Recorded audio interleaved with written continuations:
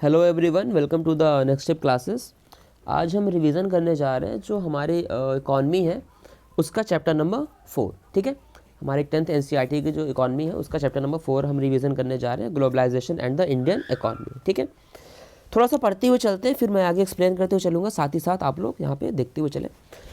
Consumers in today's world have a wide choice of goods and services and explosion of brands can be seen in all goods and services. ठीक है, आज के time का जो consumer है, consumer जिसको हिंदी में उपभोक्ता कहते हैं, जो हिंदी वाले हैं वो भी इस वीडियो को देख सकते हैं, हिंदी मीडियम वाले भी। बीच बीच में जो वर्ड्स आते रहेंगे उनका मैं हिंदी में अर्थ आपको बतलाता चलूँगा, तो आपके लिए भी दिक्कत नहीं होगी। ठीक है, तो आज की दुनिया में जितने भी कंज्यूमर हैं, जो उपभोक्ता हैं, उनके पास में अब वाइड चॉइस ऑफ गुड्स, मतलब कि एक बहुत बड़ी चॉइसेस उनके पास में मौजूद है गुड्स एंड सर्विसेज की। अगर आपको कुछ सामान खरीदना है या आप किसी सर्विस लेना चाहते हैं, मान लीजिए अगर आप बाल कटाना चाहते हैं, ये सर्विस में आ जाएगा, या टीचिंग हो गई या कोई और चीज़ें हो गई, तो आपके पास में चॉइसेस अवेलेबल हैं, कई सारे ब्रांड्स आपके पास में मौजूद हैं। आपको अगर एक शर्ट भी खरीदनी है तो आपके पास में 1000 कंपनियों के, 1000 चलिए बहुत बड़ा नंबर हो गया, कम से कम 10 कंपनियों के नाम तो आपको याद ही होंगे कि हाँ इस ब्रांड की शर्ट आती है जो अच्छी होती है। ठीक है, तो इसमें कुछ कंपनी है जो हमारी लोकल कंपनी है, जो हमारे कंट्री की है, इंडिया की है, कुछ ऐसी हैं जो बाहर की है। ठीक है, तो ये सब कैसे पॉसिबल हो पाया, उसी चीज़ के बारे में आज हम देखने वाले हैं। ठीक है, तो पहला टर्म यहाँ पे देख सकते हैं, प्रोडक्शन अक्रॉस कंट्रीज़ की। प्रोडक्शन कई सारी कंट्रियों में मिला करके हो रहा है, किसी एक कंट्री में नहीं हो रहा है। ठीक है, अक्रॉस द कंट्री हो रहा है। Until the middle of 20th century, मतलब कि 1950 के आसपास की बात है, production was organised within countries. Production जो है अलग अलग कंट्रीज में ऑर्गेनाइज कर दिया गया था। Even in our country most of the production was in the hands of government. हमारी कंट्री में भी सारा का सारा प्रोडक्शन सरकार के हाथ में था। But with the entry of MNC multinational corporations, the whole world market has been change. ठीक है, एमएनसी क्या होती है?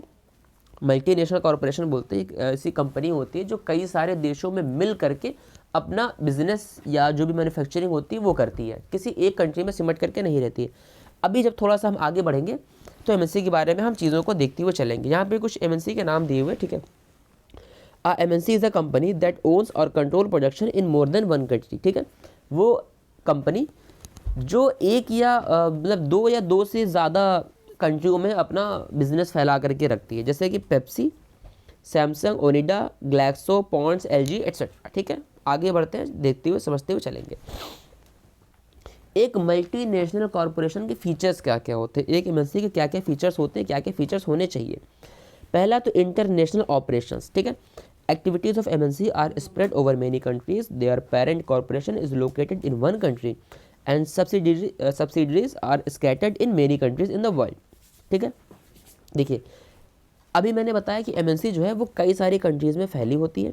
एक होता है पेरेंट कॉरपोरेशन, जो मेन सिटी होती है जहाँ पे वो एमएनसी बनी होती है, जहाँ से वो, तो एक कंट्री में उनका मेन कॉरपोरेशन होता है किसी एक कंट्री में, और सब्सिडरीज होती है उनकी, मतलब कि अलग अलग उनकी शाखाएँ कह लीजिए, ब्रांचेस कह लीजिए, जो कई सारी कंट्रीज़ में दुनिया में फैली होती है। जैसे आईटीटी एक बहुत बड़ी अमेरिकन एमएनसी डिज़ाइन की कंपनी है। ठीक है, रिसर्च सेंटर इसका मेन यूनाइटेड स्टेट में है, उसके बाद में ये अपनी मैन्युफैक्चरिंग कराती है चाइना में। इसके कंपोनेंट शिफ्ट किए जाते हैं अलग अलग जगह पे, कहाँ पर? मैक्सिको में और ईस्टर्न यूरोपियन कंट्रीज़ में, जहाँ पे उनकी असेंबली होती है और फिनिश प्रोडक्ट को बेचा जाता है। ठीक है, कंपनी का कस्टमर केयर जो है इंडिया में है। एक एग्जांपल, सिंपल सा एग्जांपल लेके समझाता हूँ आपको। आप किसी कार की कंपनी का एग्जांपल ले लीजिए। ठीक है, कार की कंपनी में अगर आप एक कार बनाना चाहते हैं, ठीक है, कार में बहुत सारी अलग अलग चीज़ें होती हैं जो अलग अलग कंपनियों के द्वारा बनाई जाती है। ठीक है, एक कंपनी हर चीज़ का प्रोडक्शन नहीं करती, वो अलग अलग जगह से मंगाती है, या कम से कम अलग अलग जगह पे बनाती है। जैसे कि मान लीजिए अगर आप एक कार बनवा रहे हैं, ठीक है, कार में आपको क्या चाहिए? कार में सबसे पहले आपको चाहिए होगा एक इंजन होता है कार के अंदर, सबसे मेन पार्ट जो होता है। ठीक है, इंजन के अलावा कार की एक बॉडी होती है। ठीक है, बॉडी के अलावा सीट होती है उसकी, और कार में कई तरह की वायरिंग मौजूद होती है। ठीक है, और वायरिंग के अलावा कार में एसी लगा होता है, ये सब चीज़ें हैं। ठीक है, अब क्या होता है, मान के आप ये चलिए कि इंजन किसी और कंट्री में प्रोड्यूस हो रहा है, कोई और यूनिट है जहाँ पे इंजन बन रहा है, एसी कहीं और बन रहा है, बॉडी कहीं और मैन्युफैक्चरिंग हो रही है, सीट कहीं और बन रही है, वायरिंग किसी और तरीके से हो रही है। मेन चीज़ टायर कोई और कंपनी बना रही। ठीक है, जैसे कि टायर में एक आध नाम देखते हो कि एमआरएफ वगैरह के टायर ज़्यादा यूज़ होते हैं। ठीक है, तो आप देखते हैं बजाज की बाइक होती है, फॉर एग्जांपल गाड़ी जैसे कि पल्सर है, ठीक है, बजाज की एक बाइक का एग्जांपल लेते हैं। अब टायर देखेंगे तो टायर पे MRF वगैरह के टायर आपको मिलने के चांसेस है कि MRF के रहे या किसी और कंपनी को, तो ये पॉसिबल होता है, ये चलता रहता है, ठीक है। तो यही बात है कि अलग अलग कंट्रीज़ में अपना प्रोडक्शन ये कराती हैं अलग अलग चीज़ों का, और फिर उसको एक साथ में असेंबल करते हैं किसी एक कंट्री में ले जा करके। और यहाँ पे एक एग्जांपल दिया, companies customer care. Customer care नाम की भी एक चीज़ होती है, जैसे कि मान लो आपको कंपनी के किसी प्रोडक्ट में कुछ इशू आ रहा है, तो वो कस्टमर केयर पे कॉल करते हैं, वहाँ पे उनके इशू को सुना जाता है, फिर उस चीज़ को आगे बताया जाता है, तो वो इंडिया में है, ठीक है। ये एक एग्जांपल आपके सामने मौजूद था एक अमेरिकन MNC का जिसका नाम है ITT, ठीक है। आगे बढ़ते हैं। In the above example, research is carried out in the USA because the country has research and development facilities. Short form में इसको R&D डिपार्टमेंट कहा जाता है, ठीक है। R&D डिपार्टमेंट कहते हैं रिसर्च एंड डेवलपमेंट। तो जब आप थोड़ा आगे बढ़ेंगे तो आपको कहीं पे ऐसे शॉर्ट फॉर्म में R&D मिलेगा, तो R&D का मतलब होता है रिसर्च एंड डेवलपमेंट, आप समझ जाइएगा।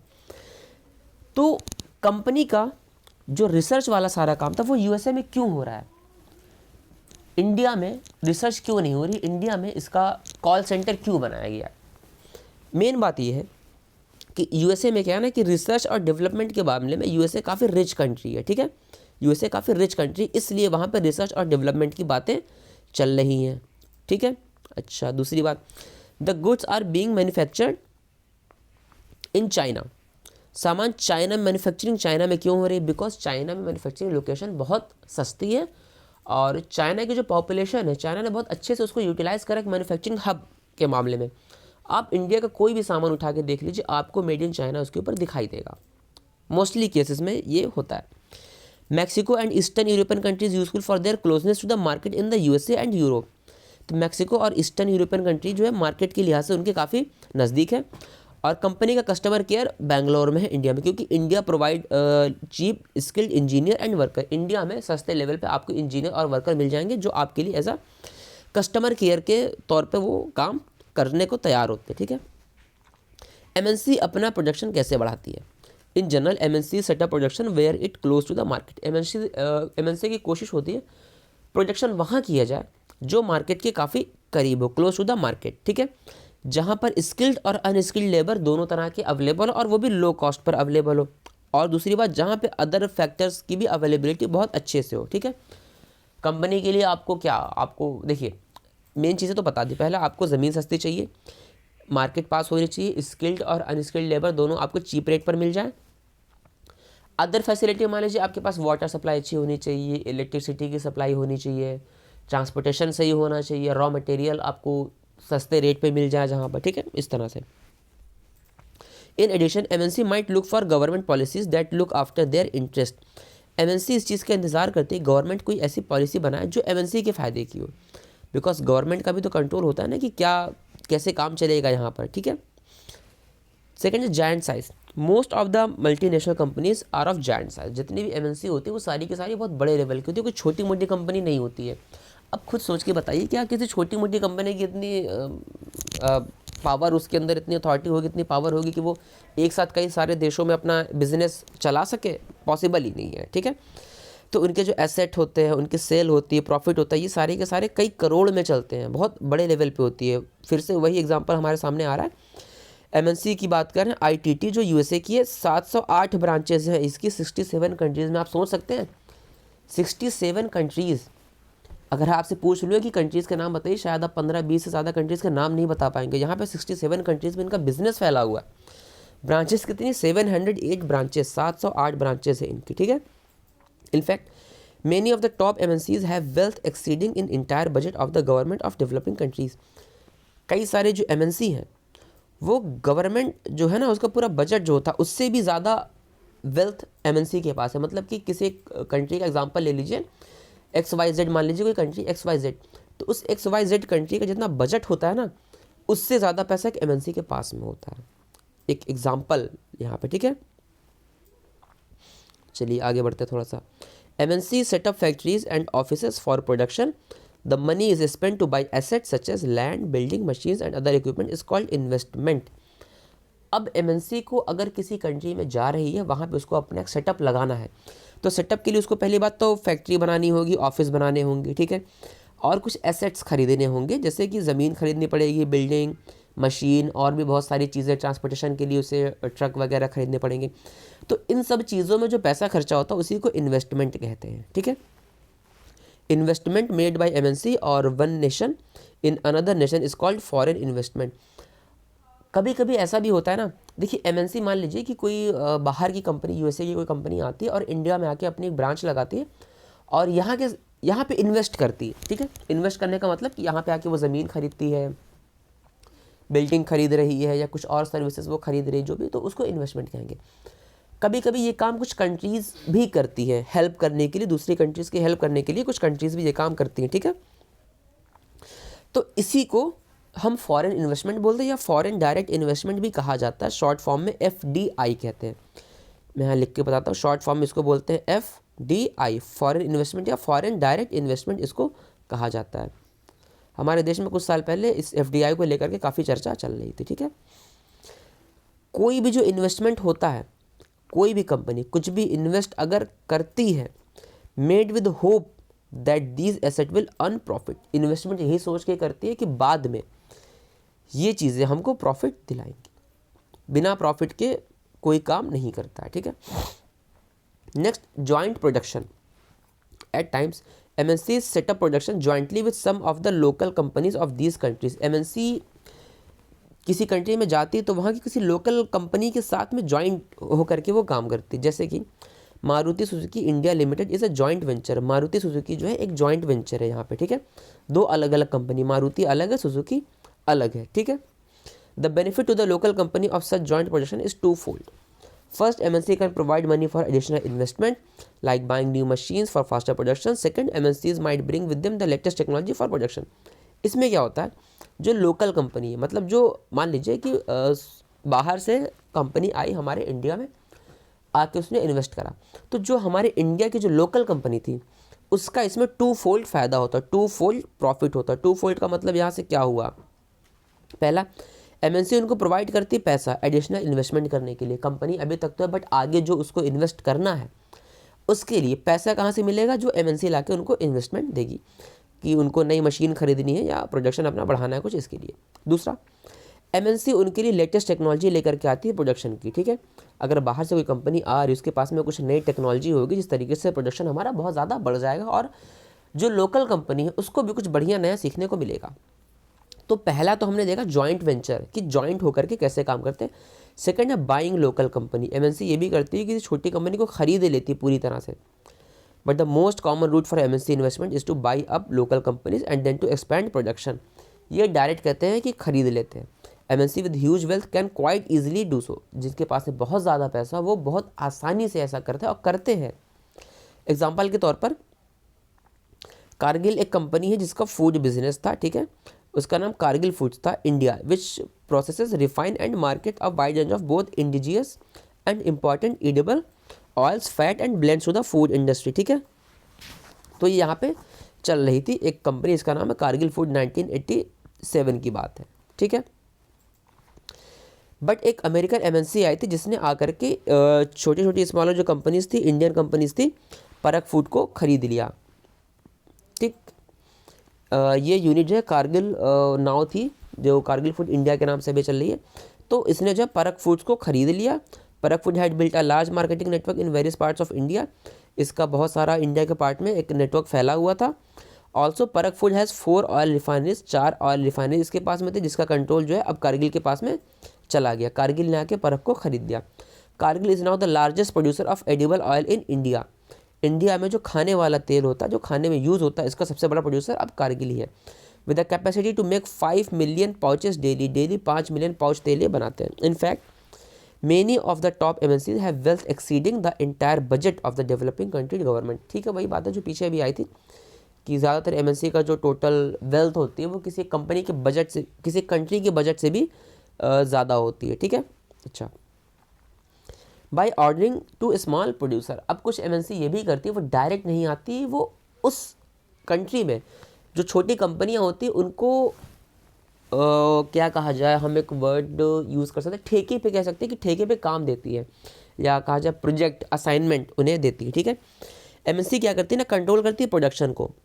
Large MNC in developed countries, हाँ, large MNC in developed countries place order for production with small producer. ये अलग अलग कंट्रीज़ में स्मॉल जो प्रोड्यूसर होते हैं उनके साथ में ये कोलैब करते हैं, उनको बोलते हैं कि हाँ इतने पीस कपड़े बनाइए। फॉर एग्जांपल एक कोई कंपनी है जो शर्ट बनाती है, उसने क्या करा, इंडिया की किसी एक कंपनी को पकड़ा, उससे बोला कि आप हमारे लिए 10,000 शर्ट बनाइए, 10,000 शर्ट हमारे लिए आप प्रोड्यूस कीजिए। 10,000 शर्ट प्रोड्यूस करेगी। उस एमएनसी ने बस इतना करा कि अपना टैग लगा दिया, उसके ऊपर अपना टैग लगा दिया, अपने नाम से इंडिया के मार्केट में बेच दिया। सामान बना इंडिया में, टैग लगा इंडिया में, बेचा गया इंडिया में। नाम किसका हो रहा है? एमएनसी का नाम हो रहा है। लोगों को लगता है कि अच्छा हम तो इम्पोर्टेड कपड़ा खरीद रहे हैं, ठीक है। तो ऐसे भी काम चलता रहता है, सब बिजनेस है, ऐसे बिजनेस में काम करना पड़ता है। तो एमएनसीज ऐसे भी करती हैं, ठीक है। और मोस्टली ये कहाँ होता है? गारमेंट्स, फुटवेयर, स्पोर्ट्स आइटम, ये सब है, ठीक है, जहाँ पे प्रोडक्शन जो है अ large number of small producer around the world, कि पूरी दुनिया में अलग अलग छोटे छोटे प्रोड्यूसर होते हैं, उनसे प्रोड्यूस कराया जाता है। वो एमएनसी को सप्लाई करते हैं, जहाँ पे एमएनसी क्या करती है, अपना खुद का ब्रांड नाम लगा करके उनको बेच देती है। अब जब एमएनसी अपना नाम लगाएगी तो जो बड़ी कंपनी होती है उनके रेट महंगे होते हैं। तो काम तो उन्होंने सस्ते में कराया, काम कराया सस्ते में, लेकिन अब वो अपने प्राइस पे बेचेंगे। Quality, delivery, labour condition for this distance producer, ठीक है। We see that there are a variety of ways in which MNC are spreading their production, कि ये वो तरीके जिनसे एक एमएनसी अपने प्रोडक्शन को बढ़ाती है और लोकल प्रोड्यूसर के साथ में इंटरेक्शन करती है, ठीक है, around the globe. By setting a partnership with local companies, by using up local companies for supplies, by closely competing with the local companies और बाइंग देम अप, वो उनके साथ कंपटीशन भी करते हैं, कम्पीट करते हैं और उनको ख़रीद भी लेते हैं। MNCs are exerting a strong influence on production at this distance local. MNC का बहुत बड़ा इन्फ्लुएंस आता है इसके ऊपर, ठीक है। चलिए एडवांटेजेस देखते हैं कि एक एमएनसी के एडवांटेज क्या क्या हो सकते हैं। पहला, availability of capital and foreign investment. MNC के पास में बहुत पैसा होता है, बहुत पैसा होता है, बहुत पैसा होता है। Multinational corporations help to solve the problem of capital and foreign investment. अगर आप किसी एमएनसी के साथ में हैं तो आपको पैसे की दिक्कत तो कभी होने वाली नहीं है, ठीक है। दूसरी बात क्या, मेनली ये कहाँ जाते हैं? जो अंडर डेवलप्ड कंट्री होती है, अंडर डेवलप्ड कंट्रीज जो होती है ये वहाँ पे जाती हैं, ठीक है। आपको पता होगा ना, एक होता है डेवलपिंग कंट्रीज, एक होती है डेवलप्ड कंट्रीज, ठीक है। जैसे कि यूएसए एक डेवलप्ड कंट्री है, इंडिया डेवलपिंग है, इंडिया भी डेवलप कर रही है। तो क्या होता है ना, ये डेवलपिंग कंट्रीज़ में जाते हैं, वहाँ पे जाकर के ये इन्वेस्टमेंट करते हैं। डेवलपिंग कंट्रीज़ डेवलपिंग क्यों रह जाती है? बिकॉज उनके पास में डेवलपिंग कंट्रीज़ करना तो चाहती हैं, कोई भी कंट्री होती है वो हर कोई चाहता है, हर इंसान चाहता है कि हम आगे बढ़ें। तो आगे बढ़ने के लिए आपको कुछ काम करना पड़ेगा, उसके लिए आपको चाहिए पैसा। सबसे ज़रूरी चीज़ है कि आपके पास में होना चाहिए, पैसा होना चाहिए आपके पास में, ठीक है। तो अब पैसा कहाँ से आएगा? बिना पैसे के वो आगे नहीं बढ़ पा रहे, तो एमएनसी उनकी हेल्प करती है, कहते ठीक है हम आते हैं, हम आपको प्रोवाइड कराएंगे कैपिटल, ठीक है, हम आपको कैपिटल प्रोवाइड कराएंगे, फॉरेन इन्वेस्टमेंट कराएंगे हम, ठीक है। Most of the underdeveloped countries suffer from lack of capital, consequently the rate of economic growth is low. MNC set up factories and offices for production in these developing and underdeveloped countries and make huge investment, ठीक है। the money is spent to buy asset such as, अच्छा पैसे किस तरीके से भाई, कि ज़मीन खरीदेंगे, बिल्डिंग खरीदेंगे, मशीन खरीदेंगे और अदर इक्विपमेंट खरीदेंगे, ठीक है। इसी को इन्वेस्टमेंट कहा जाता है। अभी ये चीज़ आपने पीछे देखी थी। Second point, availability of foreign exchange. Foreign exchange की अवेलेबिलिटी होती है। फॉरेन एक्सचेंज क्या होता है? फॉरेन एक्सचेंज का मतलब ये होता है एक कंट्री से दूसरे कंट्री के बीच में एक्सचेंज होना, पैसे का या जो भी सरप्लस चीज़ें होती है उसका। MNC can be helpful in solving the problem of foreign exchange of the underdeveloped and developing countries. In 90s, India faced a huge shortage of foreign exchange, but MNC के आने से इंडिया के पास में foreign exchange reserve काफ़ी अच्छा खासा हो गया था जब MNCs की एंट्री हुई थी इंडिया में। Promotion of small scale industries फ़ायदा होता है।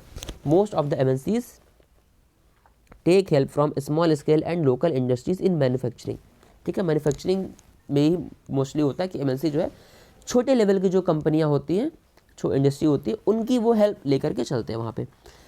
कौन कौन से गारमेंट्स, फुटवेयर, स्पोर्ट्स आइटम, यही सब होते हैं। These are example of industries where production is carried out by a large number of small producers around the world.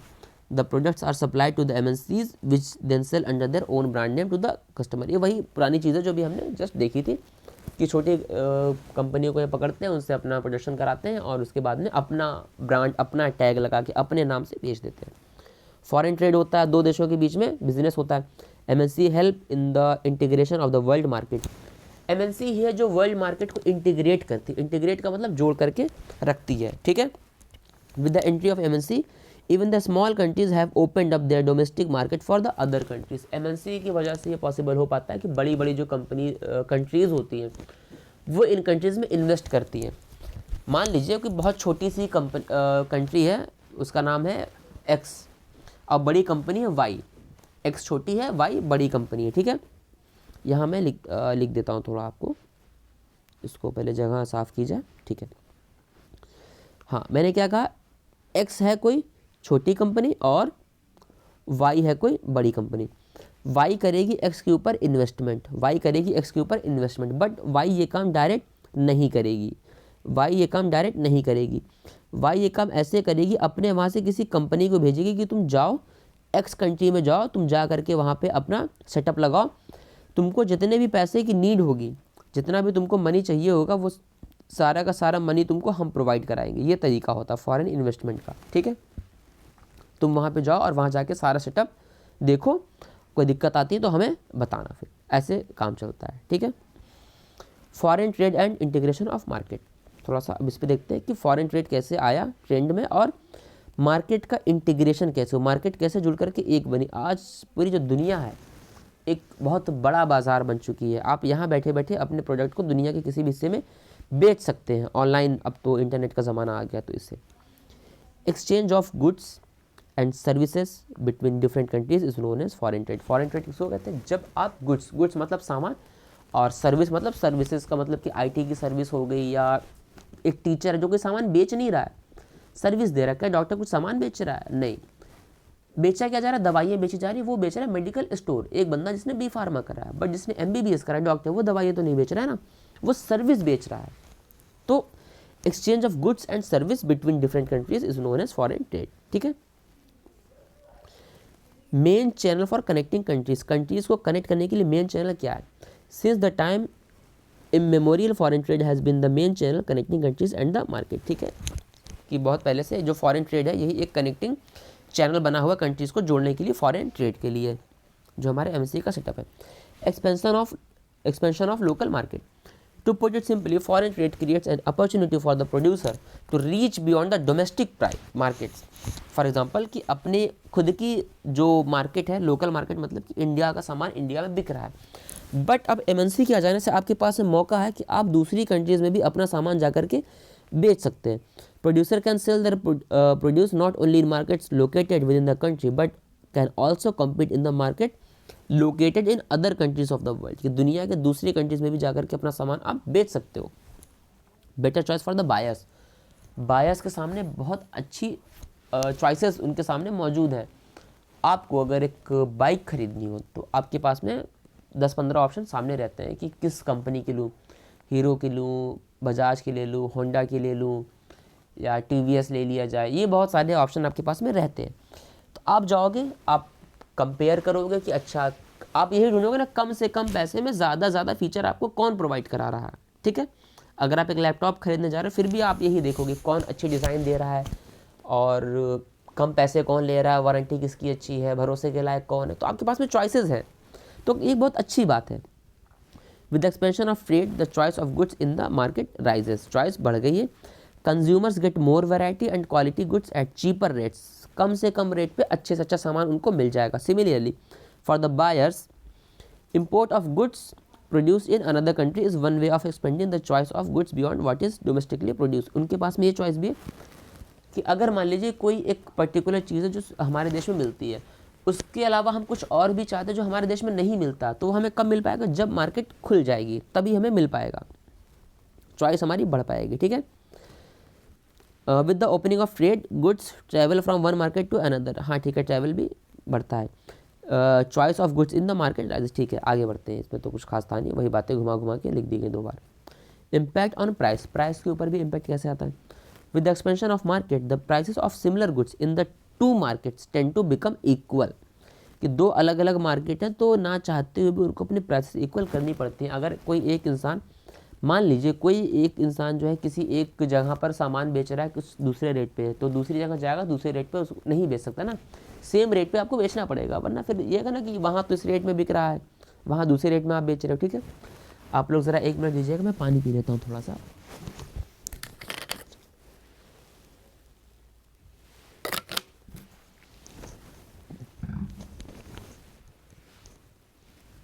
ठीक है, competition, trade promote competition, business बढ़ेगा तो कंपटीशन बढ़ता है। ठीक है, विद इन, देश के अंदर भी और देश के बाहर भी कंपटीशन बढ़ेगा।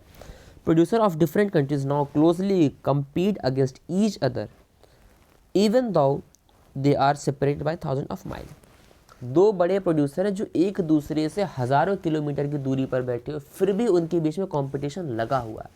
बिकॉज दुनिया इंटरनेट पे आ चुकी है, लोग सामान ऑनलाइन ख़रीद रहे हैं, वो ऑनलाइन सामान ख़रीदेंगे तो कंपटीशन तो रहेगा ना, कि अब वो इंडिया में बैठा है बंदा कि चाइना में कंपनी है, कहाँ से है पता नहीं, लेकिन कंपटीशन उनके बीच में बना हुआ है।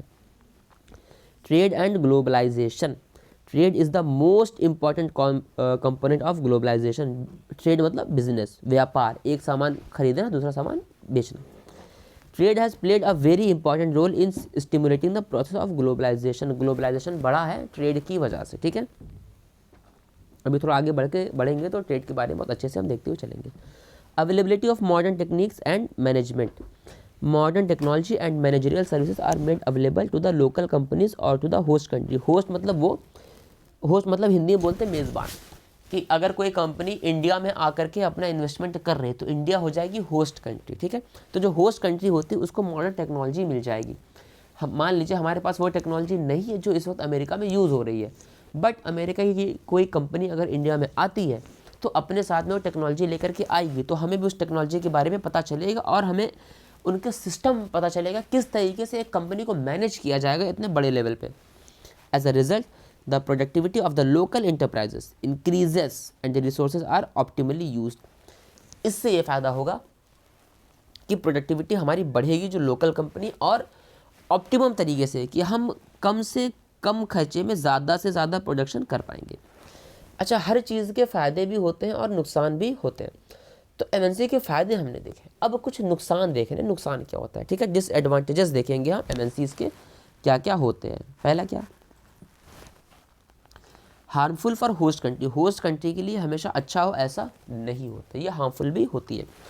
The main objective of the MNCs is to earn maximum profit. अगर किसी कोई कंपनी आपके कंट्री में आकर के इन्वेस्ट करती है तो उनका सबसे मेन ऑब्जेक्ट जो होता है वो ये होता है कि ज़्यादा से ज़्यादा पैसा कमाना। अगर हम कहीं 100 रुपया लगाते हैं तो सोचते हैं कम से कम उस 100 रुपये 10,000 तो हम बना ही लें। ठीक है, to achieve this objective they invest their capital, इसी ऑब्जेक्टिव के साथ में वो अपने कैपिटल को इन्वेस्ट करते हैं। ठीक है, in under developed and developing countries these MNC over exploit, ये ओवर एक्सप्लॉइटेशन करते हैं नेचुरल रिसोर्सेज का जो वहाँ पर अवेलेबल होते हैं होस्ट कंट्रीज़ में। ठीक है, big chunk of profit earn underdeveloped countries go to the headquarter of MNC. जितना प्रॉफिट होता है उसका एक बहुत बड़ा हिस्सा एमएनसी के हेडक्वार्टर पहुंच जाता है, और जो होस्ट कंट्रीज होती हैं उनको इतना नहीं मिलता है।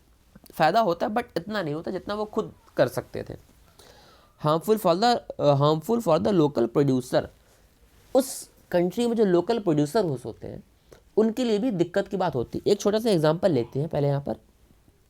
देखिए, इंडिया जब गुलाम था तो उस टाइम क्या होता था कि जो अंग्रेज़ थे, जो यूरोपियंस, यहाँ पे अंग्रेज़ कहना ठीक नहीं होगा, यूरोपियंस कहना ज़्यादा सही होगा। ठीक है, जो यूरोपियंस यहाँ पर आए थे वो क्या करते थे, वो इंडिया से कपास लेकर के जाते थे। कपास जानते होंगे ना आप लोग, जिससे कपड़ा बनता है, कॉटन, यहाँ पे लिख देता हूँ। वो इंडिया से लेकर के जाते थे कॉटन लेकर के, वो अपने कंट्री में, इंग्लैंड में या जहाँ भी लेकर के वो जाते थे। वहाँ पे उनके पास थी इंडस्ट्रीज़ बड़ी बड़ी, उनके पास मिल थी। ठीक है, कपड़ा मिल लगी हुई थी, लूम, और वहाँ से वो कपास को अपना रिफ़ाइन करके, जैसे भी जो प्रोसेस होती थी वहाँ से वो कपड़ा बना करके लेकर के आते थे और इंडिया में बेचते थे। कॉटन इंडिया से लेकर के अपने कंट्रीज़ में, वहाँ उनके पास में बड़ी बड़ी इंडस्ट्रीज़ बनी हुई है, वहाँ पर उन्होंने उसका यूटिलाइज़ करा और कपड़ा बनाया और ला के वापस से इंडिया में कपास को बेच दिया, कपड़े को मतलब बेच दिया। अब इंडिया में क्या होता है, इंडिया में कपड़ा बनाने का काम उस टाइम हाथ से होता था। अब इंडिया में हाथ से बनाया हुआ कपड़ा बहुत महंगा पड़ता था। मान लीजिए वो कपड़ा इंडिया रेट में, जो इंडिया में हाथ से बना वो 500 रुपये का बिक रहा है, वही कपड़ा जो उनके मिल से बन करके आया वो बिक रहा है मार्केट में 400 रुपये का। तो अब हर कोई चाहेगा कि हमारा चीज़ें हमको सस्ती मिले, तो हर कोई इस कपड़े को खरीदेगा जो 400 रुपये में आपको मिल रहा है। 500 वाला सामान कोई नहीं खरीदेगा। इससे क्या होगा, इनका बिजनेस तो बढ़ेगा, एमएनसी का बिजनेस तो बढ़ेगा, बट जो लोकल कंपनी थी जो इतने सस्ते रेट पे, चीप रेट पे प्रोवाइड नहीं करा पा रहे थे, उनका बिजनेस तो ख़त्म हो जाएगा ना। तो ये दिक्कत हो जाती है, लोकल प्रोड्यूसर्स के लिए होती है। ठीक है, MNC place order for production with the small producers. The product produced are sold by MNCs under their own brand names. MNCs have tremendous power to determine manufacturing conditions for the local producers. The history has shown the most of the local producers have failed to compete with MNCs, so either they have sold their units to MNCs or have been wiped off. कि छोटी company MNC के आगे टिक नहीं पाती, या तो वो MNC के हाथों बिक जाती है, मतलब एमएनसी उन्हें एक्वायर कर लेते, या वो ख़त्म हो जाती है, ऐसा होता है। ठीक है, चाइनीज़ टॉयज़ इन इंडिया, इंडिया में चाइनीज़ टॉयज़ बहुत ज़्यादा अभी चल रहे हैं। ठीक है, इसको आप लोग पढ़ लीजिएगा बाद में आराम से। आगे बढ़ते थोड़ा सा। Harmful for economic equality, economic level पर इक्वालिटी नहीं आ पाएगी एमएनसी की वजह से। MNCs have MNC have proved harmful to the goal of economic equality in more than one way. Economic equality के लिए MNC harmful क्यों है?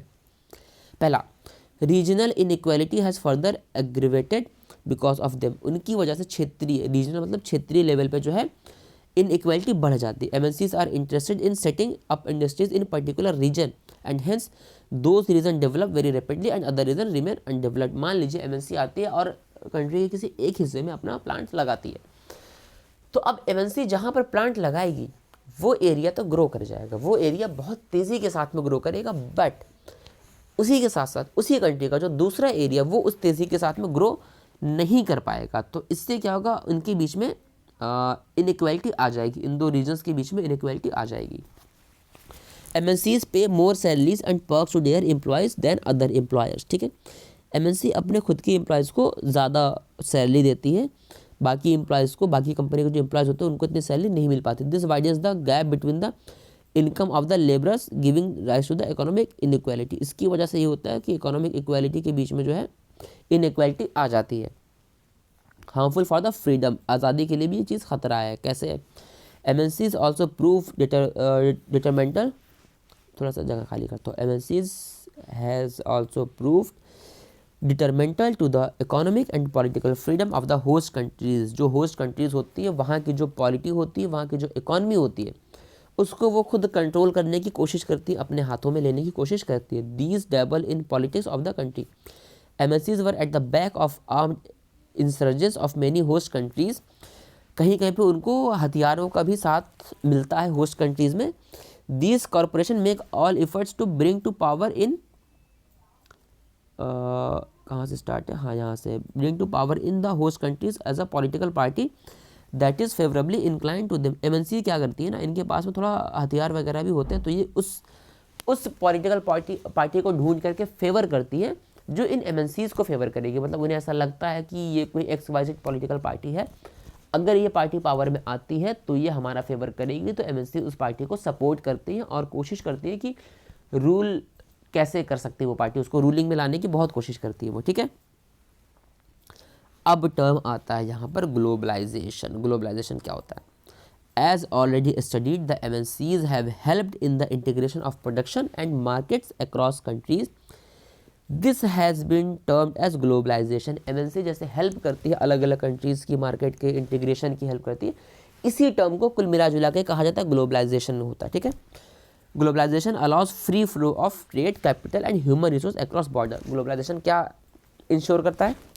ये इंश्योर करता है फ्री फ्लो ऑफ ट्रेड, की ट्रेड फ्रीली होता रहे, बीच में कुछ रुकावट ना आ जाए। कैपिटल भी फ्लो होता रहे, मतलब कि बिजनेस होता रहे, सामान आता रहे जाता रहे, पैसा आता रहे जाता रहे। ह्यूमन रिसोर्स आता रहे और जाता रहे, ठीक है, बॉर्डर के across.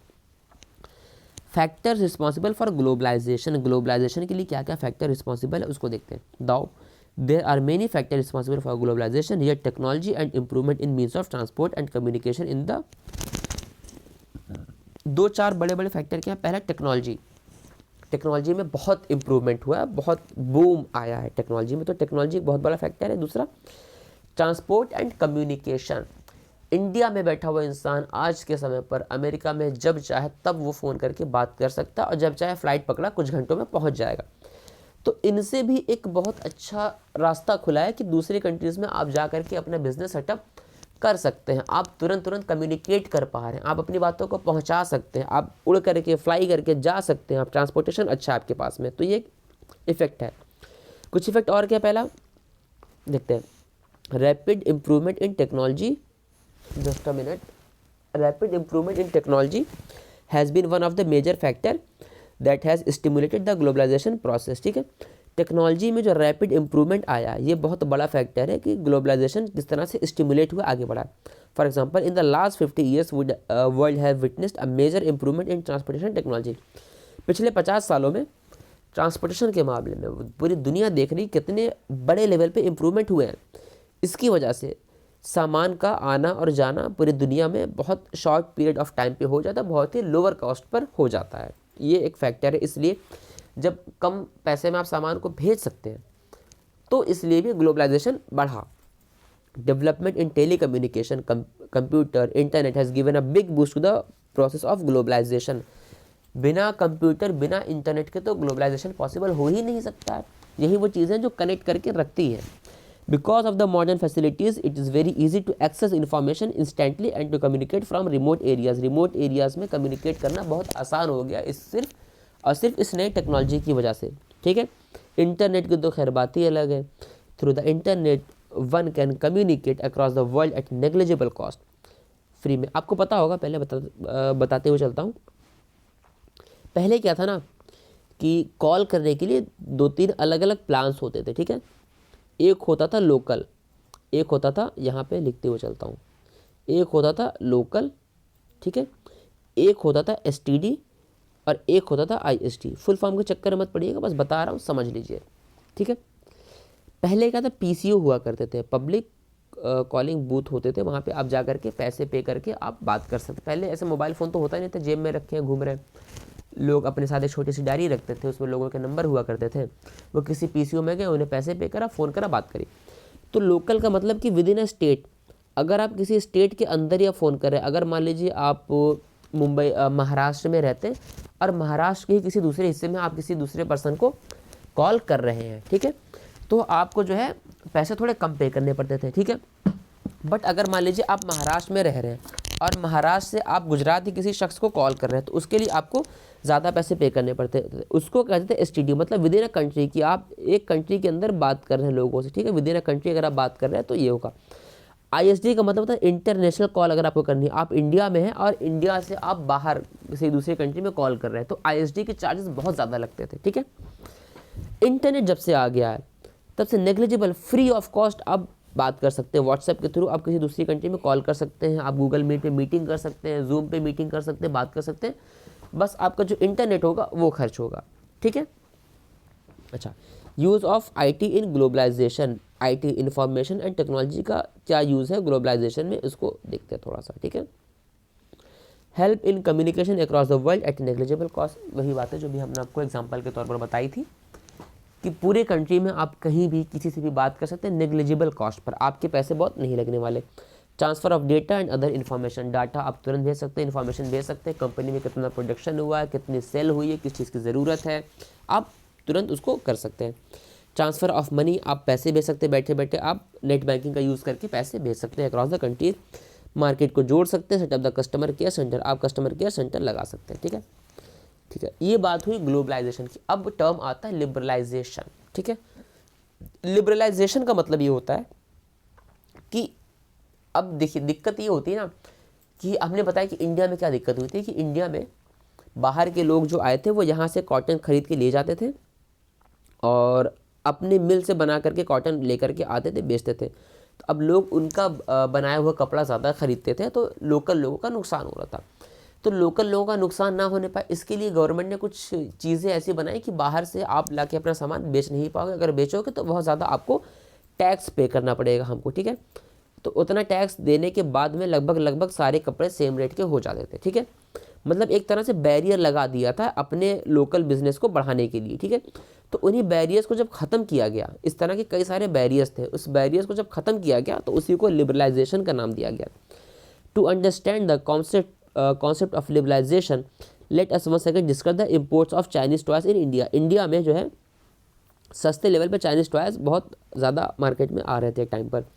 Chinese toy industries giving a very tough competition to the Indian toy industries. जो चाइना की इंडस्ट्रीज़ है वो इंडियन इंडस्ट्रीज़ को बहुत टफ कंपटीशन देना शुरू कर दी थी, ठीक है। इफ़ दिस ट्रेंड कंटिन्यूज, अगर ये ट्रेंड ऐसा चलता रहा तो इंडियन टॉय कंपनी तो सारी की सारी ख़त्म हो जाएंगी। तो क्या गवर्नमेंट ऐसा करने देगी? नहीं, गवर्नमेंट कुछ ना कुछ करेगी इसको रोकने के लिए।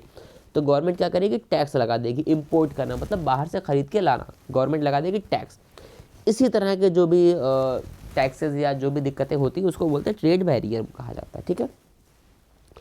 लेकिन जब गवर्नमेंट को लगेगा, देखिए इसका the barrier because some restriction have been set up for the free flow of Chinese toys, ठीक है। Government can use their trade barrier to increase और डिक्रीज फॉरेन ट्रेड। गवर्नमेंट क्या कर सकती है? ट्रेड बैरियर को घटा सकती है, बढ़ा सकती है। फॉरेन ट्रेड को घटाने बढ़ाने के लिए, रेगुलेट करने के लिए, कैसा सामान आएगा, किस क्वालिटी का आएगा, किस कंट्री से आएगा, ये सब गवर्नमेंट के ऊपर है, ठीक है। इंडियन गवर्नमेंट ने आज़ादी के बाद 60 साल तक जो है बैरियर लगा के रखे थे फॉरेन ट्रेड और फॉरेन इन्वेस्टमेंट के ऊपर, रोक करके रखा था कि नहीं, अलाउ नहीं किया था। इसलिए नहीं कहते बिकॉज हम ये चाहते थे कि जो हमारी खुद की इकॉनमी है वो बूस्ट करे। मतलब कि घर का पैसा घर में रहे, कि आप खुद को डेवलप कीजिए, आप उन चीज़ों को बनाइए। अगर आप बाहर से ख़रीद करके आने देंगे, हर कोई बाहर की वो शर्ट खरीदेगा 400 रुपये वाली, तो इससे यहाँ की हमारी कंपनियाँ डूब जाएंगी, उनको मौका नहीं मिल पाएगा कुछ अच्छा करने का। तो धीरे धीरे जब हमारी कंपनियां ग्रो करेंगी, उनके पास में पैसा आता रहेगा, तो वो भी टेक्नोलॉजी सीख लेंगी और वो भी फिर कोशिश करेंगे वही शर्ट 400 में बेच सके, ठीक है। द मेन थ्रस्ट, सॉरी माफ़ कीजिएगा, हाँ ठीक है। The main thrust of the government was to build basic industry like coal, steel, power and petroleum. Main thrust क्या था? कि हमको बेसिक इंडस्ट्रीज़ पहले बनाती थी, कोयले की, स्टील की, पावर की और पेट्रोल की। All these industries require huge investment which has beyond the reach of private sector. Private sector के हाथ में नहीं था कि प्राइवेट सेक्टर इतना बड़ा बड़ा इन्वेस्टमेंट कर सके कोल के और पेट्रोलियम के मामले में। तो इसलिए ये इंडस्ट्रीज जो है अंडर पब्लिक सेक्टर ये चलाई गई। Government wanted to control basic industries. Government चाहती थी कि जो बेसिक इंडस्ट्रीज है उनको हम कंट्रोल करके रखें। ऐसा सरकार को फील होता था कि जो क्रिटिकल इंडस्ट्रीज़ हैं वो provide necessary resources to undertake development activities in different segment of the economy. अगर इकॉनमी में आपको डेवलपमेंट करनी है तो आपको थोड़े कंट्रोल रखने पड़ेंगे जो इंडस्ट्रीज़ चल रही है उसके बारे में। The private sector was allowed to establish industries and business enterprises. ये अलाउ था कि जो भी प्राइवेट सेक्टर है, प्राइवेट लोग अपनी कंपनी लगा सकते हैं, अपनी इंडस्ट्रीज़ यहाँ पर लगा सकते हैं, लेकिन कंट्रोल और रेगुलेशन जो होंगे, कुछ रूल्स होंगे कंट्रोल और रेगुलेट करने के लिए, तो ये चीज़ें नेसेसरी थी, ठीक है। This was consider necessary so that resource and wealth would not gate concentrated in a few hands. इसलिए कि सारा का सारा पैसा सिर्फ एक दो किसी हाथों में ना रह जाए, ठीक है। The main purpose behind the mixed economy. India की इकॉनमी मिक्स्ड इकॉनमी है, ना यहाँ पे कैपिटलिज्म है और ना यहाँ पे बहुत ज़्यादा सोशलिज्म है, ठीक है। ऐसा भी नहीं कि पैसा कुछ ही लोग के हाथ में या सब में बटा हुआ, मिक्स लेवल पे चल रही है, ठीक है। क्यों चल रही? कि हमें पॉवर्टी को एलिमिनेट करना है, इनइक्वालिटी को ख़त्म करना है, distribution of income and wealth हमें बढ़ाना है कि बराबर लेवल पे हो, बेरोजगारी, अनएम्प्लॉयमेंट हमको ख़त्म करना है, इकोनॉमिक ग्रोथ हमको बढ़ानी है, सोशल जस्टिस बढ़ाना है। The economic policy of restriction and regulation fail to achieve its objective. देखिए जो रिस्ट्रिक्शन हमने लगाए थे अपने ऑब्जेक्टिव को ये कंप्लीट नहीं कर पा रहे थे। धीरे धीरे हमें लगा कि इसको हमें रेगुलेट करना पड़ेगा प्राइवेट सेक्टर के लिए। तो ये कहा गया कि स्लो, ये सब क्यों हो रहा है? बिकॉज इंडस्ट्रीज़ की हमारी ग्रोथ स्लो हो रही है। और भी कई सारी दिक्कत आ रही थी, प्राइस की दिक्कत आ रही थी कि 500 की शर्ट खरीद पाना पर सबके लिए पॉसिबल नहीं था। 400 में लोगों के लिए ज़्यादा थोड़ा सा आसान था कि हाँ वो खरीद सकते हैं। इकोनॉमिक डेवलपमेंट स्लो हो रहा था, टेक्नोलॉजिकल बैकग्राउंड बहुत अच्छा नहीं था, दिक्कत आ रही थी। ये सब सोच करके गवर्नमेंट ने कहा ठीक है हम पॉलिसी अपनाएंगे लिबरलाइजेशन की, हम करेंगे लिबरलाइजेशन की, हम थोड़े से लिबरल हो जाएंगे, बाहर की कंपनीज को आने का थोड़ा सा रास्ता हम देंगे, ठीक है। एक डेफिनेशन दी है, liberalisation is the economic means to free it from direct or physical control impose by the government, की सरकार ने जो कंट्रोल्स लगा रखे थे डायरेक्टली या फिजिकली, उसको आपको हटाना है। 1991 में government of India has imposed many restriction on the Indian economy like industrial licensing system, price control, import license, etc. ठीक है। All these restrictions were hampering the growth of Indian industry. So 1991 में ये सारे जो restriction थे इसको हटा लिया गया था। इंडिया के पास में कुछ इकोनॉमिकल क्राइसिस काफ़ी ज़्यादा हो गई थी, तो उस टाइम पर कंट्री को बचाने के लिए ये चीज़ बहुत ज़रूरी हो गई थी कि लिबरलाइजेशन किया जाए, कि बाहर की कंपनीज आएँ, आकर के इन्वेस्टमेंट करें, फॉरेन इन्वेस्टमेंट हमारे यहाँ पर आएगा तो हमारी कंट्री की ओवरऑल ग्रोथ में ये एक बहुत अच्छी हेल्प करने वाला है, ठीक है। कुछ स्टेप्स लिए गए थे। पहला क्या, all industries except 3 industries were exempted from any kind of industrial licence. ये कहा गया था कि किसी भी इंडस्ट्री को लाइसेंस की ज़रूरत नहीं पड़ेगी, सिर्फ 3 इंडस्ट्रीज़ को छोड़ करके। उसके अलावा कहा कि जो भी इंडस्ट्रीज़ है उनको बिना लाइसेंस के वो काम कर सकती हैं, हर बात के लिए लाइसेंस नहीं चाहिए होगा।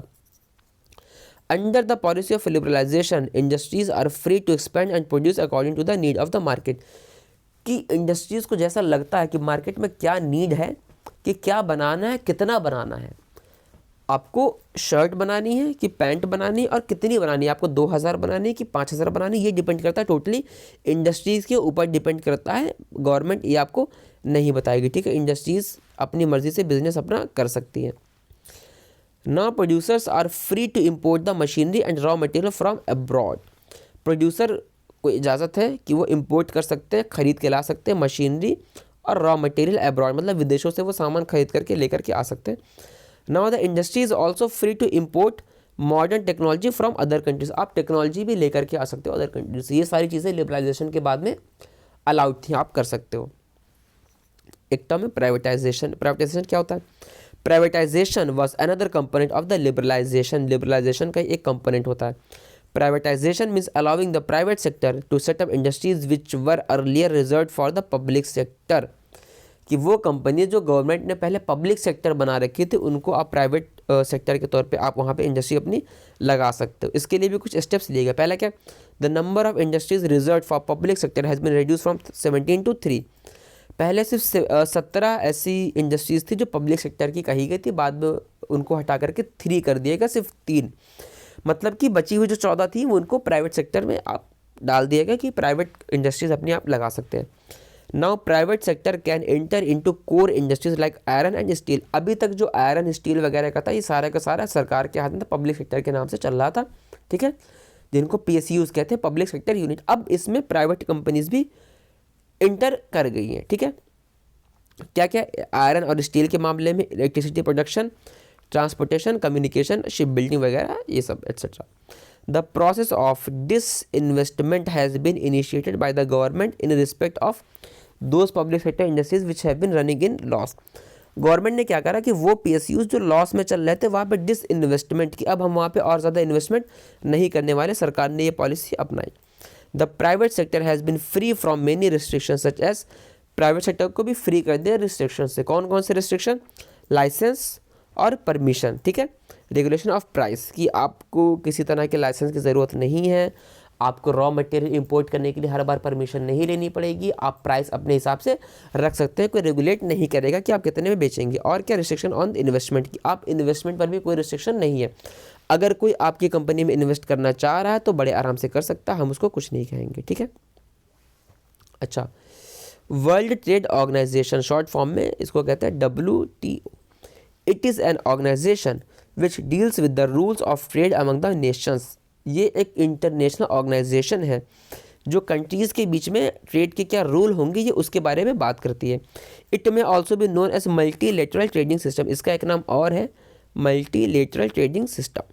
The main function of WTO was enhance the world trade. It was establish on 1 January 1995 को ये बनाया गया था। 1947 से लेकर के 1944 तक GATI general agreement on trade and tariff was the forum for negotiating. मतलब WTO के आने से पहले 47 से लेकर के 1994 तक जो चलता था वो था GATI general agreement on trade and tariff, जिसके हिसाब से बड़ी बड़ी कंट्रीज आपस में नेगोशिएट करती थी, एग्रीमेंट करती थी, ठीक है।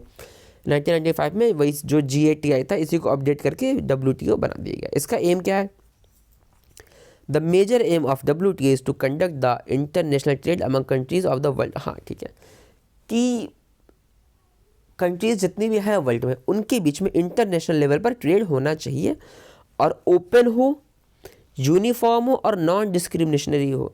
डिस्क्रिमिनेशन नहीं होना चाहिए उनके बीच में, यूनिफॉर्मली होना चाहिए कि ट्रेड चल रहा है तो चल रहा है। WTO also handle trade dispute, जितने डिस्प्यूट्स होते हैं कंट्रीज़ के बीच में ट्रेड को लेकर के उनको भी सुनवाई का काम ये करते हैं। The WTO provides technical assistance, ये टेक्निकल असिस्टेंस प्रोवाइड कराते हैं, ट्रेनिंग देते हैं डेवलप करने के लिए अंडर डेवलप कंट्रीज़ को। ठीक है, ये काम होता है WTO का। Forms rules and regulation which all the members have to adopt for the smooth running of trade. Business को चलाने के लिए रूल रेगुलेशन ये बताएंगे, आपको बताएंगे कैसे काम करना है। कुछ नेगेटिव इम्पैक्ट दिए WTO के। पहला क्या? It is feared that WTO is being used by the developed countries. ऐसा माना जाता है कि WTO जो बनाया गया वो डेवलप कंट्रीज़ ने बनाया है और इनडायरेक्टली वो डेवलप कंट्रीज़ के डेवलपमेंट के लिए काम कर रहा है। ठीक है, ग्लोबलाइजेशन के सपोर्ट के लिए उसको बनाया गया था और इसमें डेवलप कंट्रीज़ का फ़ायदा ज़्यादा है। ठीक है, क्योंकि वो डायरेक्टली ट्रेड में रिलेट नहीं करती है। As such the interfere in the management of the domestic economy of a country, कि वो जिस कंट्री में जाती हैं WTO जिस भी कंट्री में जाती है वहाँ के जो इंटरनल मैटर्स हैं मैनेजमेंट वाले उसमें जाकर के वो इंटरफेयर करते हैं। जैसे कि certain clause in WTO put restriction of subsidies, कुछ इसमें है कि जो है सब्सिडी आप नहीं दे सकते हो, जिसके खिलाफ में इंडियन फार्मर्स रहते हैं कि सब्सिडी मिलनी चाहिए। ठीक है, तो वहाँ कंट्रीज़ के अंदर की चीज़ों में थोड़ा सा हेरफेर ये करते हैं। It is also feared that the price of many essential and life saving drugs में गो अप। ऐसा लगता है कि जो एसेंशियल दवाइयाँ हैं, जीवन बचाने वाली लाइफ सेविंग जो ड्रग्स हैं, WTO अगर प्राइस को फिक्स कर देगी कि प्राइस ये कंट्रोल करेगी तो दिक्कत हो जाएगी फिर कि प्राइस ज़्यादा हो सकते हैं। It is also feared that it would be very difficult for our service sector, service sector के लिए दिक्कत बहुत ज़्यादा हो जाएगी। बैंकिंग, इंश्योरेंस, टेलीकम्युनिकेशन, ये सब to face the world competition, world level पे कंपटीशन को फेस करना ये इशू हो जाएगा। The WTO agreement is going to affect adversely our strategy of self reliant growth. अगर आप WTO के साथ में चल रहे हैं तो सेल्फ ग्रोथ की आप बात ऐसे नहीं कर पाओगे। ठीक है, impact of globalisation in India, India के ऊपर क्या इफेक्ट पड़ा ग्लोबलाइजेशन का, इसको देखते हैं। पहला, वैरायटी ऑफ प्रोडक्ट्स, प्रोडक्ट्स की वैरायटी हमारे पास में आ गई। ठीक है, due to the new economic policy many MNCs have invested their capital in India. कई सारी MNCs ने इंडिया में करा इन्वेस्टमेंट, तो कंज्यूमर्स को यहाँ पे कई सारी वैरायटी और क्वालिटी मिल गई, वो भी बहुत सस्ते रेट पर। ठीक है, डेवलपमेंट इन इंफ्रास्ट्रक्चर, अब अगर बाहर की कंपनी आकर के इन्वेस्ट करेगी तो इंफ्रास्ट्रक्चर तो बनेगा। इंफ्रास्ट्रक्चर का मतलब बड़ी बड़ी बिल्डिंग है। Due to the policy of globalisation and privatisation the condition of infrastructure has improved considerably. Infrastructure जो अपने वहाँ का वो बहुत बड़े लेवल पे बढ़ा है। The government is building golden quadrilateral which will connect all the major cities with one another as well. Government ने एक गोल्डन क्वाड्रिलेटरल बनाया कि जो बड़ी बड़ी कंट्रीज़ को आपस में जोड़ के रखता है। This is going to be possible due to private sector, ये पॉसिबल तभी हो पाया प्राइवेट सेक्टर की वजह से। Much progress can be seen in communication sector, यही हाल कम्युनिकेशन सेक्टर का भी है, वहाँ भी ऐसे ही चल रहा है। ठीक है, अब at present many private companies are providing better services to the consumer, कि जितनी प्राइवेट कंपनीज सारी की सारी कंज्यूमर्स को बेटर सर्विस प्रोवाइड कर रही हैं। इंडियन कंपनी को भी बूस्ट मिला है। Due to the policy of globalisation and liberalisation the private sector has gained a big push, private sector को बहुत बड़ा एक पुश मिला है कि हम आगे बढ़ सकते हैं। अब जो प्राइवेट सेक्टर ये फ्री है, इंपोर्ट कर सकता है, रॉ मटेरियल टेक्नोलॉजी ले सकता है अदर कंट्रीज से। ठीक है, many restriction on the imports, जितने रिस्ट्रिक्शन थे वो सारे के सारे हटा दिए गए हैं। ठीक है, अब ये इस एबल है कि ये बेनिफिट कमा सकते हैं और अपनी कंपनी को ये कंपटीशन बढ़ा करके कर सकते हैं, कमा सकते हैं। They have invested in newer technology and production method and raise the production standard, इन्होंने नई नई टेक्नोलॉजी में इन्वेस्ट करा है और अपने प्रोडक्शन को बढ़ाया है। ठीक है, कुछ कंपनीज़ के यहाँ पे नाम दिए हैं जो जाकर के Indian companies to emerge as multinational themselves, sorry Indian company जो मल्टीनेशनल बन चुकी है, जैसे टाटा मोटर्स जो ऑटोमोबाइल के मामले में काम कर रही है, इन्फोसिस IT की है, रैनबैक्सी मेडिकल की, एशियन पेंट ये पेंट की है, सुंदरम फास्टनर ये जो है नट और बोल्ट बनाती है, तो ये MNCs हो चुकी हैं। ठीक है, इन्होंने वर्ल्ड वाइड अपना बिजनेस बढ़ाया। बूस्ट टू सर्विस, देखिए सर्विस सेक्टर का बहुत फ़ायदा, आपको पता होगा इकॉनमी के 3 सेक्टर होते हैं, प्राइमरी होता है, सेकेंडरी होता है, टर्शरी होता है। टर्शरी को ही हम सर्विस सेक्टर भी कहते हैं, टर्शरी को ही हम सर्विस सेक्टर भी कहते हैं। प्राइमरी में होता है वो चीज़ें जो डायरेक्ट आप नेचर से लेकर के आते हो, वो वाले बिजनेस जो भी होते हैं कि लकड़ियों का या जो भी ऐसा एग्जांपल जो नेचर से डायरेक्ट मिलता है। सेकेंडरी में आती है वो वाली चीज़ें जो प्राइमरी वाली चीज़ों के बाद होती है कि लकड़ी से आपने कुछ बनाया, कुछ भी मैन्युफैक्चर करा, तो वो आपका सेकेंडरी में आता है। और टर्शरी में आता है कुछ आपको प्रोड्यूस नहीं करना, आप सर्विस दे रहे हैं यहाँ पे अपने डॉक्टर, इंजीनियर, ये सब लोग, ठीक है। तो इससे नई अपॉर्चुनिटीज़ मिली अलग अलग कंपनीज़ में किस सर्विस के मामले में। ग्लोबलाइजेशन है also created new opportunities for companies providing services, वो कंपनी जो सर्विस प्रोवाइड करा रही थी, ठीक है। मेनली तो अभी आईटी के फील्ड में ये ज़्यादा चल रहा है, involving information and communication technologies. IT की कंपनी में ये चीज़ अभी ज़्यादा देखने को मिल रही है हमको, जैसे डेटा एंट्री वगैरह का काम हो गया, अकाउंटिंग का हो गया, एडमिनिस्ट्रेशन के काम हो गए, इंजीनियरिंग हो गया, et cetera et cetera. Foreign currency and foreign direct investment, FDI, most favourable impact of new economic policy has been on foreign country reserve, ठीक है। जितनी भी बड़ी बड़ी मतलब इकोनॉमिक पॉलिसी जो बनती है तो उसका एक बहुत इफेक्ट इस चीज़ को लेकर के भी रहता है कि हमारे पास फॉरेन करेंसी का रिजर्व कितना है। The foreign currency reserve have multiplied to a great extent due to new economic policy. नई इकोनॉमिक पॉलिसी की वजह से जो हमारा एफडीआई था, ठीक है, जो मतलब फॉरेन रिजर्व था, उसके ऊपर बहुत इम्पैक्ट पड़ा है, जो बढ़ करके 103 मिलियन यूएस डॉलर से बढ़ करके इतना हो गया 7,139 मिलियन यूएस डॉलर हो चुका है। Global form of modern business, modern business करने का एक ग्लोबल तरीका मिला है सबको। Due to globalisation the business has now become global. Now India export and imports, India हर तरह का सामान एक्सपोर्ट करती है और इंपोर्ट करती है, ठीक है। रिस्ट्रिक्शन सारे के सारे हट चुके हैं, कई सारी एमएनसी हमारी मार्केट में आ चुकी हैं और हमारी एमएनसी भी फॉरेन मार्केट में जा चुकी है। कंपटीशन बढ़ी है। The process of globalisation and liberalisation has increase the competition among the different countries and different industries also. जो अलग अलग कंपनी है, इंडस्ट्रीज, उनके बीच में कंपटीशन बहुत तेज़ी से बढ़ी है, ठीक है। प्राइवेट सेक्टर में भी और पब्लिक सेक्टर में भी बढ़ा है, ठीक है। आगे बढ़ते हैं, बस चैप्टर खत्म ही होने वाला, ज़्यादा नहीं बचा। एक टर्म बताता हूँ, SEZ, स्पेशल इकोनॉमिक जोन, ठीक है, बता देता हूँ, अलग से आएगा ज़रूर। इसका मतलब ये होता है कि गवर्नमेंट ये चाहती है कि अपने कंट्री में हम एक ऐसा एरिया डेवलप करें, हम एक ऐसा एरिया डेवलप कर दें जो इन्वेस्टमेंट के लिहाज से काफ़ी बेटर हो, कि बाहर से कंपनी आए इस एरिया में आकर के वो अपना इन्वेस्टमेंट करना चाहें, उनको यहाँ पर दिखे कि यहाँ पे हमें बिजली पानी की सप्लाई बहुत अच्छे से मिल जाएगी, सिक्योरिटी है, ट्रांसपोर्टेशन अच्छा है, तो यहाँ पे आकर के हम अपनी कंपनी लगा सकते हैं। इसको कहते हैं SEZ, ठीक है। आप पढ़ लीजिएगा, आपको पता चल जाएगा। इसमें कुछ खास ऐसा है नहीं, बस रीड कर लीजिएगा ताकि आपको आंसर लिखने में आसानी हो। अब ग्लोबलाइजेशन के नेगेटिव इम्पैक्ट क्या है वो देखते हैं। पहला, एक्सप्लॉयटेशन ऑफ वर्कर हो रहा है, ठीक है। लार्ज एमएनसी जो है जैसे गारमेंट, स्पोर्ट्स और अदर इंडस्ट्रीज यूरोप वगैरह में, ये जो है प्रोडक्ट्स बनाती है इंडियन एक्सपोर्टर से, कि मैन्युफैक्चरिंग यहाँ कराती है और पूरे कंट्री में बेचती है सस्ते लेवल पे। तो ये चाहते हैं कि यहाँ पे कम से कम लेवल पे इनका काम हो जाए, ठीक है।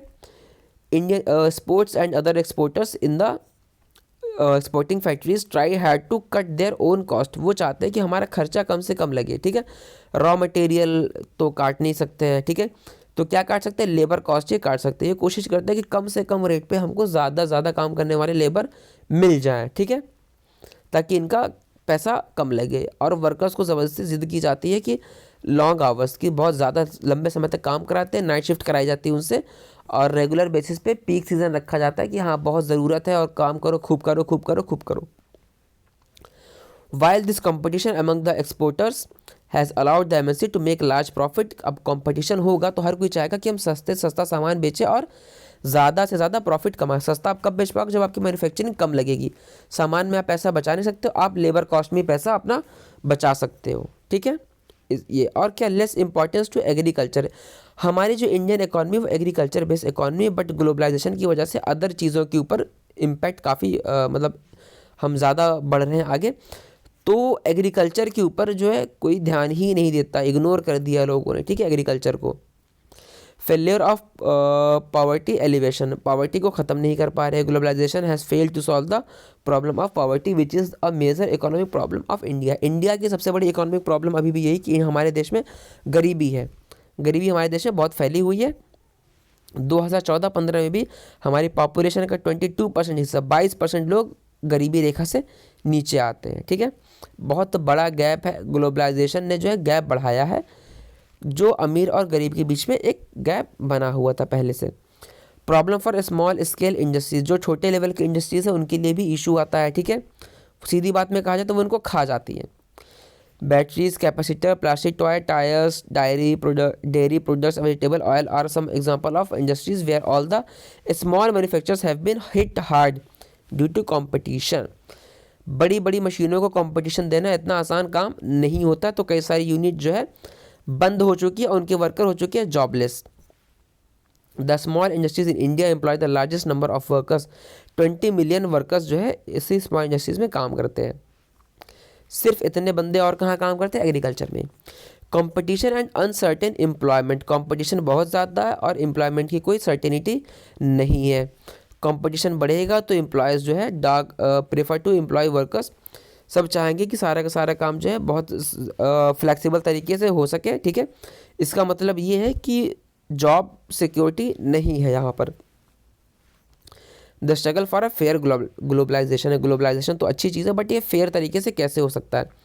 The above evidences indicates that not everyone has benefited with the globalisation, कि सबका फ़ायदा इससे नहीं हुआ है, किसी का फ़ायदा तो कुछ नुकसान भी हो रहा है।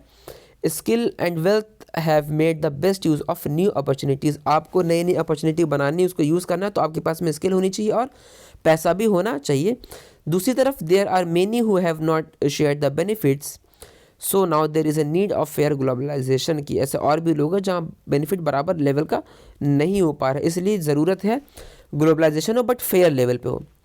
Where all get equal opportunities and development take place but not at the cost of poor people, की डेवलपमेंट हो लेकिन not cost of poor people, workers, local producer and environment, की इन चीज़ों को कोई दिक्कत नहीं होनी चाहिए। गवर्नमेंट का रोल क्या हो सकता है? पहला, government should prepare such policies that must protect the interest not only the rich and powerful but all the people in the country। Government को ऐसी पॉलिसीज़ बनानी चाहिए कि ना सिर्फ अमीरों का फ़ायदा हो बट आपके देश में जो लोग लोकल रह रहे हैं उनका भी फ़ायदा उसमें हो। Government can ensure that labour laws are properly implemented and the workers get rights, की लेबर लॉ प्रॉपरली चले सही तरीके से और जो हमारे लेबर लोग हैं उनको उनका हक मिले, उनसे कोई ज़बरदस्ती काम ना करा सके। Government can reserve some item exclusively for small scale and local producer, government ये फिक्स कर दे कि कुछ आइटम ऐसे जो सिर्फ स्मॉल स्केल पर बनाए जाएंगे और लोकल लोग ही उसको प्रोड्यूस करेंगे। गवर्नमेंट यूज़ कर सकती है ट्रेड इन्वेस्टमेंट बैरियर जैसे कोटा सिस्टम वगैरह और इंपोर्ट ड्यूटीज़ कुछ लगा सकती है इन्वेस्टमेंट को फॉरेन कम करने के लिए। नेगोशिएट कर सकती है WTO के साथ में कि आप फेयर रूल्स बनाइए, और क्या, it can align with other developing countries with similar interest to fight against the domination of developed countries in the WTO। उस चीज़ की बात कर सकते हैं कि WTO में जो अदर कंट्रीज़ का डोमिनेशन चल रहा है उसको ख़त्म करने के लिए कैसे कर सकते हैं। ठीक है, तो इसी के साथ में चैप्टर तो यहाँ पे समाप्त होता है। ठीक है, चैप्टर यहाँ पे समाप्त होता है। आप लोग बस रिवीजन करते रहिएगा, और किसी भी चैप्टर में अगर आपको दिक्कत आती है तो आप हमें ज़रूर बताइएगा। ठीक है, हम उसके ऊपर वीडियो बनाने की कोशिश करेंगे और आपके डाउट को सॉल्व करेंगे।